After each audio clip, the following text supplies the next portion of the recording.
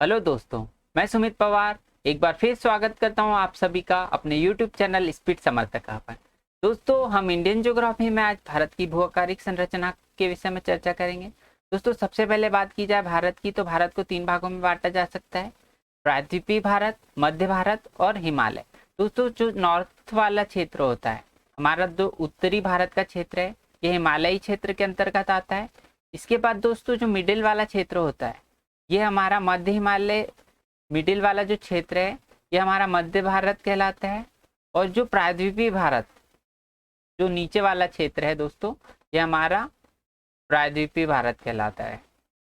इस प्रकार से दोस्तों हमने भारत को 3 भागों में विभाजित कर दिया। बात की जाए भारत की, तो दोस्तों सबसे पहले हम बात करते हैं पेंजिया की। दोस्तों, हमने देखा था वर्ल्ड जियोग्राफी में पेंजिया टूटकर 2 भागों में बट गया था। एक अंगारा लैंड कहलाया था ऊपरी भाग, और निचला भाग कहलाया था गोंडवाना लैंड दोस्तों। और इनके मध्य का जो भाग है वो कहलाया था तैतीस सागर दोस्तों। इसी तैतीस सागर से हमारे हिमालय का निर्माण हुआ। वो प्लेट विवर्तनी की घटना में हम पढ़ चुके। आज हम देख रहे हैं भारत गोंडवाना लैंड का हिस्सा है दोस्तों। चट्टानों टूटने पर, गोंडवाना लैंड के टूटने पर चट्टानों का रूपांतरण हुआ, और इसका रूपांतरण हम आगे देखेंगे किस प्रकार से हुआ दोस्तों। पहले हम देखते हैं चट्टानों के विभाजन को। तो विभाजन 3 प्रकार से किया जा सकता है चट्टानों का। एक तो आयु के आधार पर, दूसरा कंपोजिशन के आधार पर, अर्थात उसके अंदर पाए जाने वाले तत्वों के आधार पर, और तीसरा उनकी स्थिति के आधार पर। इस प्रकार से हम चट्टानों को 3 प्रकार से बांट सकते हैं। आयु के आधार पर विभाजन कर सकते हैं उनका, कंपोजिशन के आधार पर, और साथ ही साथ उनकी स्थिति के आधार पर, यानी वो किस लोकेशन पर स्थित है, भारत में किस जगह पर स्थित है। दोस्तों, सबसे पहले हम आर्कियन चट्टान के विषय में चर्चा करेंगे। आर्कियन चट्टानें दोस्तों, इन चट्टानों में महत्वपूर्ण तत्व पाए जाते हैं, जिनमें प्रमुख कौन कौन से: लोहा, तांबा, अभ्रक तथा कीमती पत्थर। दोस्तों, इन्हीं में से अभ्रक रूपांतरित होकर शिष्ट बनाता है, और यही शिष्ट आगे चल करके पत्थर कहलाता है। दोस्तों, हमने देखा विश्व में सर्वाधिक अभ्रक उत्पादक देश कौन सा है? चीन। हमने यह भी देखा कि अभ्रक रूपांतरित होकर शिष्ट बनाता है। शिष्ट का निर्माण किससे होता है? अभ्रक से, और यही शिष्ट आगे चल करके पत्थर का निर्माण करता है। दोस्तों, आर्कियन चट्टान क्या होती है? ये सबसे पुरानी चट्टान होती है। इनका निर्माण मैग्मा और लावा के कठोर होने से होता है दोस्तों। मैग्मा और लावा से ही इग्नियस चट्टान का निर्माण होता है, और इग्नियस चट्टान में ग्रेनाइट प्रमुख रूप से पाई जाती है। साथ ही साथ ग्रेनाइट का रूपांतरण होने से ही नीच चट्टान बनती है दोस्तों। तो आप याद रखिए, जो मैग्मा और लावा इग्नियस चट्टान का के उदाहरण है दोस्तों। मतलब इग्नियस चट्टान के अंतर्गत इग्नियस चट्टानों का निर्माण किससे होता है? मैग्मा और लावा से होता है। और यही आगे चलकर हम देखें, इग्नियस चट्टान में ही ग्रेनाइट प्रमुख मात्रा में प्रमुख रूप से पाया जाता है। इसी ग्रेनाइट का रूपांतरण होने से नीच चट्टान बनती है। तो नीच चट्टान का निर्माण किससे होता है? ग्रेनाइट के रूपांतरण से। ग्रेनाइट के रूपांतरण से नीच चट्टान बनती है दोस्तों। अभी हम बात कर रहे हैं आर्कियन चट्टान की। तो इस युग की मुख्य चट्टानें नीस और शिष्ट है। हमने देख लिया नीस का निर्माण किससे हो रहा है? ग्रेनाइट से। और शिष्ट का निर्माण किससे हो रहा है? अभ्रक से।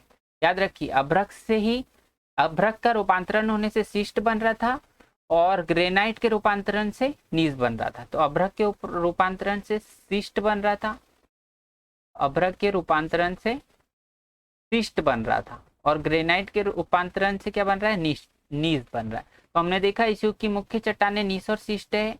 पर्वतों के आधार पर आर्कियन चट्टानें होती है दोस्तों। जो पर्वत होते हैं, ठीक है, जो बेस में, बिल्कुल बेस में कौन सी चट्टानें पाई जाती है? आर्कियन चट्टानें पाई जाती है दोस्तों। आर्कियन चट्टान का विभाजन किया जाए तो दुनिया में कहाँ कहाँ पाई जाती है? तो सर, ये भारत, कनाडा, साइबेरिया आदि क्षेत्रों में पाई जाती है। वही बात की जाए भारत में, तो भारत में 2/3 भाग, अर्थात 2/3 भाग जो है वो कर्नाटक, उड़ीसा, तमिलनाडु, आंध्र प्रदेश और झारखंड जैसे क्षेत्रों में पाया जाता है दोस्तों। अभी हमने आर्कियन चट्टान देखा, इसके बाद हम बात करेंगे धारवाड़ चट्टान की। दोस्तों धारवाड़ चट्टान कहाँ, धारवाड़ चट्टान का नाम धारवाड़ कैसे पड़ा, सबसे पहले ये देख लेते हैं।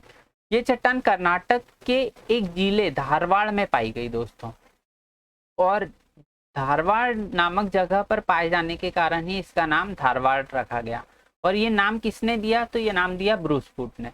दोस्तों धारवाड़ चट्टान के अंतर्गत कौन कौन से तत्व पाए जाते हैं, तो कोबाल्ट, तांबा, सोना, हीरा, लोएस, क्रोमियम, टंगस्टन, सीसा आदि पाए जाते हैं। याद रखिए हमने पहले देखा आर्कियन चट्टान, तो इसमें लोहा, तांबा, अभ्रक, कीमती पत्थर आदि पाए जाते थे। साथ ही साथ धारवाड़ चट्टान देखे तो कोबाल्ट, तांबा, सोना, हीरा, लोएस, क्रोमियम, टंगस्टन और सीसा आदि पाए जाते हैं।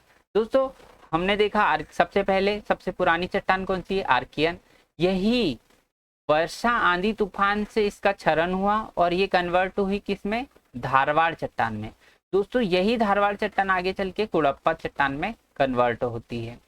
धारवाड़ चट्टान की बात कर रहे हैं हम, तो ये दक्कन का पठार में पाई जाती है। दोस्तों धारवाड़ चट्टान कहाँ पाई जाती है, दक्कन का पठार में पाई जाती है। साथ ही साथ ये मध्य प्रदेश, छत्तीसगढ़ और उड़ीसा वाले क्षेत्र में भी पाई जाती है, और ये नॉर्थ वेस्ट हिमालयी रीजन में भी पाई जाती है। दोस्तों इसके बाद हम बात करें दक्कन के पठार की, तो दक्कन के पठार 3 भागों में विभाजित कर सकते हैं, जिसमें निचली जो चट्टान होती है इसकी, ये आग्नेय चट्टान होती है। आग्नेय चट्टान दक्कन ट्रैप की सबसे निचली चट्टान जो होती है वो आग्नेय चट्टान हो जाती है। इसके बाद जो मध्यवर्ती होती है ये होती है मेटामॉर्फिक, इसी में मार्बल और सिस्ट मिलता है। और जो ऊपरी चट्टान होती है कि ये चट्टान वे चट्टान जिनमें कैल्शियम और आयरन पाया जाता है, ज़्यादा पाया जाता है, ये ऊपरी चट्टान होती है। सबसे निचली चट्टान में आग्नेय चट्टान होती है। दोस्तों हमने देख लिया दक्कन ट्रैप, जो दक्कन का पठार है उनको 3 भागों में विभाजित कर सकते हैं। निचली चट्टान आग्नेय चट्टान होती है, मध्यवर्ती चट्टान मेटामॉर्फिक चट्टान होती है, और ऊपरी चट्टान वे चट्टानें होती है जिनमें कैल्शियम और आयरन ज़्यादा होता है। अब दोस्तों हमने धारवाड़ की बात कर ली, आर्कियन की बात कर ली, इसके बाद हम बात करते हैं कुड़प्पा की। हमने देखा सबसे पहले आर्कियन ही कन्वर्ट हो रही थी धारवाड़ में, जिसके अंतर्गत हमने दक्कन का पठार भी देखा। दक्कन का पठार को 3 भागों में बांट दिया, आर्कियन कन्वर्ट हुई धारवाड़ में, और इसी धारवाड़ का कन्वर्जन हुआ क्या में, कुड़प्पा चट्टान में। दोस्तों कुड़प्पा चट्टान के बारे में देख लेते हैं। कुड़प्पा चट्टान के अंतर्गत कौन कौन से तत्व पाए जाते हैं, तो क्वार्टजाइट,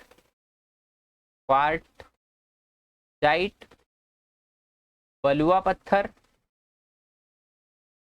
और साथ ही साथ चूना पत्थर पाया जाता है।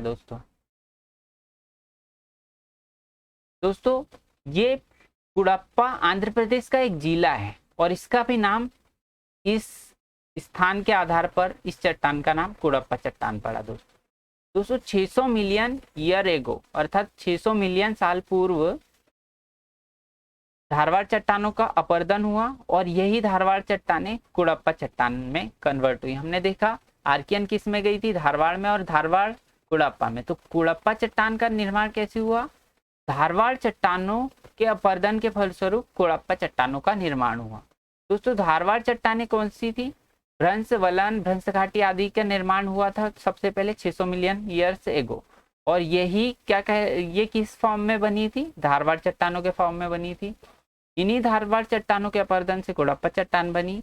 हमने देखा कि आंध्र प्रदेश का एक जिला है कुड़प्पा, इसी के नाम पर इन चट्टानों का नाम कुड़प्पा चट्टान पड़ा। दोस्तों कुड़प्पा चट्टान मुख्य रूप से कहाँ कहाँ पाई जाती, तो ये नर्मदा घाटी में, ताप्ती घाटी, गोदावरी घाटी, कृष्णा घाटी में पाई जाती। साथ ही साथ ये महान सीमा दरार अर्थात ग्रेट बाउंड्री वॉल में पाई जाती है, अरावली के पास। दोस्तों राजस्थान का मैप कुछ इस तरह से है, ये लगभग इस तरह से है, इधर पाकिस्तान है और ये इंडिया है दोस्तों। तो ये राजस्थान हो गया, यहाँ पर गुजरात है। दोस्तों राजस्थान में इस क्षेत्र में एक ग्रेट बाउंड्री फॉल्ट पाया जाता है यहाँ पर, और ये इस क्षेत्र, ये जो ग्रेट बाउंड्री फॉल्ट में कौन सी चट्टान पाई जाती है, तो कुड़प्पा चट्टान पाई जाती है। दोस्तों कुड़प्पा चट्टान पर परतों के रूप में होती है, इस प्रकार परत परत होती है कुड़प्पा चट्टान में, और इनके बीच में लावा पाया जाता है। इन परतों के बीच में लावा पाया जाता है, और जब ये लावा पाया गया तो यह दर्शाती है कि काफी समय पहले ज्वालामुखी क्रिया हुई होगी। किन चट्टानों में? कुड़प्पा चट्टानों। दोस्तों अब बात करते हैं विभाजन की। तो कुड़प्पा चट्टान किस क्षेत्र में पाई जाती है? तो हमने देखा आंध्र प्रदेश में पाई जाती है। साथ ही साथ पापाग्नि रिवर अर्थात पापाग्नि नदी घाटी में भी पाई जाती है। ये पापाग्नि नदी घाटी कहाँ पर है? तो ये कर्नाटक और आंध्र प्रदेश में है। इसके बाद चेयार घाटी में भी पाई जाती है जो कि तमिलनाडु में है। इसके बाद नल्लामाला पर्वत जो कि पूर्वी घाट में पाया जाता है, यहाँ पर भी कुड़प्पा चट्टान कुड़प्पा क्षेत्र है दोस्तों। तो कुड़प्पा क्षेत्र हमने देख लिया। लगभग दक्षिण भारत का जो क्षेत्र है कुड़प्पा क्षेत्र में के अंतर्गत आता है। साथ ही साथ मध्य प्रदेश, महाराष्ट्र और उड़ीसा में भी पाई जाती है कुड़प्पा चट्टानें। उसके बाद में दोस्तों राजस्थान के ग्रेट बाउंड्री फॉल्ट में भी कुड़प्पा चट्टान पाई जाती है। हमने देखा ग्रेट बाउंड्री फॉल्ट की स्थिति कहाँ पर है? यहाँ पर है। आगे बढ़ते हैं, हम बात करते हैं विंध्यन चट्टान की। तो विंध्यन चट्टानों के अंतर्गत कौन से तत्व पाए जाते हैं? तो बलुआ पत्थर, चूना पत्थर, कांगोमरेट और डायमंड लेयर। दोस्तों ये विंध्यन चट्टानों के अंतर्गत पाए जाते हैं, जिसमें से डायमंड लेयर जो है हम जानते हैं कहाँ पर? पन्ना जिले में, जो कि मध्य प्रदेश में स्थित है।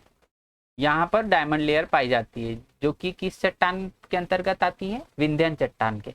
विंध्याचल श्रेणी के आधार पर इनको नाम दिया गया और इनका विस्तार जो है कहाँ से कहाँ तक है? राजस्थान से लेके बिहार तक के है। साथ ही साथ देखिए राजस्थान, इसके बाद मध्य प्रदेश आता है, बिहार और राजस्थान के बीच में मध्य प्रदेश आ गया। तो राजस्थान से लेके बिहार तक की किन चट्टानों का विस्तार है? तो ये विंध्यन चट्टानों का विस्तार है। दोस्तों महान सीमा दरार ये 800 किलोमीटर की लंबाई तक के फैला हुआ है। कहाँ फैला हुआ है? मैंने बता चुका हूँ, राजस्थान में। अब बात करते हैं विंध्यन चट्टान के भागों की। तो ये अपर विंध्यन क्षेत्र होता है और लोअर विंध्यन क्षेत्र। तो अपर विंध्यन क्षेत्र कहाँ पर है? रीवा का पठार और कैमूर पहाड़ी इसके अंतर्गत आती है। और लोअर विंध्यन क्षेत्र जो है ये कहाँ पर आता है? राजस्थान में। तो दोस्तों राजस्थान वाला क्षेत्र लोअर विंध्यन क्षेत्र है और ये जो रीवा का पठार और कैमूर पहाड़ी है ये अपर विंध्यन क्षेत्र है। दोस्तों इसके बाद बात करते हैं हम गोंडवाना चट्टान की। गोंडवाना चट्टान एमपी में सबसे पहले देखी गई दोस्तों। इस यहाँ पर कौन सी जनजाति है? गोंड जनजाति। इन्हीं की उपस्थिति के कारण इन चट्टानों को गोंडवाना चट्टान कहा गया। ये चट्टानें कोयले के निक्षेप के लिए जानी जाती। कोयले के निक्षेप के लिए क्यों जानी जाती है? क्योंकि यहाँ पर सर्वाधिक मात्रा में कोयला पाया जाता है। क्यों पाया जाता है इसका कारण भी देखेंगे हम। दोस्तों यहाँ की जो जलवायु है आर्द्र होती है और वर्षा यहाँ पर ज्यादा होती है। सघन वन पाए जाते हैं, लकड़ी कठोर होती है। दोस्तों बात की जाए शंकुधारी वन की तो यहाँ मुलायम लकड़ी होती है, इसलिए यहाँ कोल नहीं बनता है। ये शंकुधारी वन कहाँ पर पाए जाते हैं? जम्मू एंड कश्मीर और जो हिमालयी क्षेत्र है यहाँ पर ऊंचे क्षेत्रों में शंकुधारी वन पाए जाते हैं। अभी हम बात कर रहे हैं गोंडवाना चट्टानों की। गोंडवाना चट्टानों में हम बात कर रहे हैं सघन वन की। तो सघन वन की जो लकड़ी होती है ये कठोर लकड़ियाँ होती है।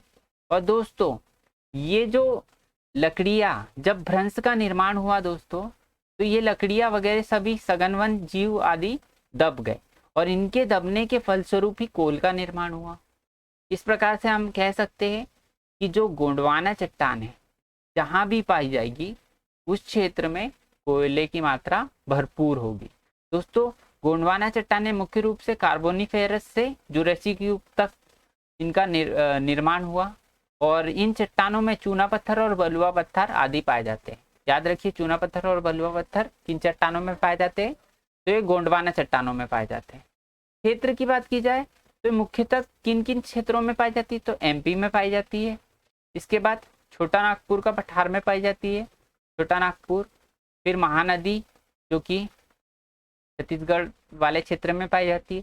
फिर सिक्किम में भी पाई जाती है। इसके बाद में जम्मू एंड कश्मीर में भी पाई जाती है। इसके बाद में राजस्थान में भी पाई जाती है, गोदावरी घाटी में भी पाई जाती है और दामोदर घाटी में भी पाई जाती है। इस प्रकार से दोस्तों लगभग ये मध्य भारत वाले क्षेत्र में गोंडवाना चट्टानें पाई जाती हैं। इसके बाद दोस्तों हम देखते हैं दक्कन ट्रैप। इसका निर्माण हमने देख लिया था दक्कन ट्रैप के बारे में, फिर भी कुछ जो रिमेनिंग जानकारी हम बता दें। दक्कन ट्रैप का निर्माण ज्वालामुखी क्रिया से हुआ है। ये बेसाल्टिक चट्टानें होती है दोस्तों। हमने देखा था कि जब दुर्बलता मंडल में स्थित मैग्मा ज्वालामुखी क्रिया के फलस्वरूप ऊपर आके लावा में तब्दील होता है, तो यही लावा बेसाल्ट चट्टानों का निर्माण करती है, और जो बीच में जम जाता है वो ग्रेनाइट चट्टानों का निर्माण करती है। तो दोस्तों दक्कन ट्रैप में बेसाल्टिक चट्टानें, अर्थात ये कौन सी चट्टानें, बेसाल्टिक, अर्थात लावा कहाँ पर आके जमा है, ऊपर आके जमा है। ट्रैप क्यों कहा जाता है दोस्तों, ये जो इसकी आकृति होती है बिल्कुल सीढ़ी नुमा होती है। सीढ़ी नुमा अर्थात ये एक के बाद एक सीढ़ी जैसी इसकी आकृति होती है, और इसी के कारण इसे स्वीडिश वर्ड ट्रैप कहा गया, जिसका अर्थ है सीढ़ी नुमा।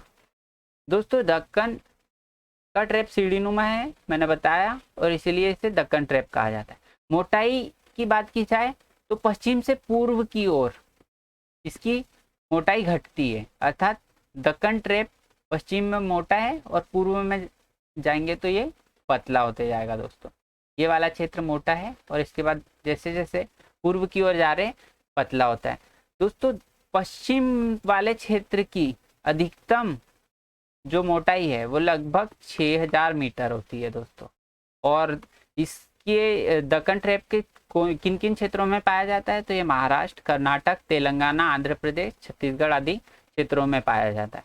दोस्तों इस प्रकार से हमने आज भारत की प्रमुख चट्टानों के विषय में चर्चा करी, और साथ ही साथ इनसे रिलेटेड जितने भी महत्वपूर्ण तथ्य थे उन सभी को हमने डिस्कस किया। दोस्तों आपको ये सेशन कैसा लगा कमेंट बॉक्स में बताइए। साथ ही साथ दोस्तों ये सेशन को लाइक कीजिए और अपने दोस्तों में शेयर कीजिए। चैनल को यदि सब्सक्राइब नहीं किया तो आप प्लीज़ सब्सक्राइब भी कीजिए। Thank you very much.